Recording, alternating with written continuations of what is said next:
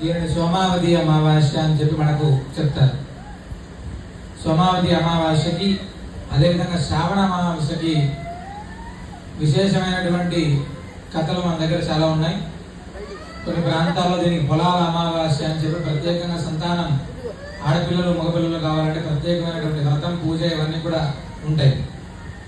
అదేవిధంగా అంధకాసురుడు అనేటువంటి రాక్షసుని పరమశివుడు సంహరించినటువంటి రోజు.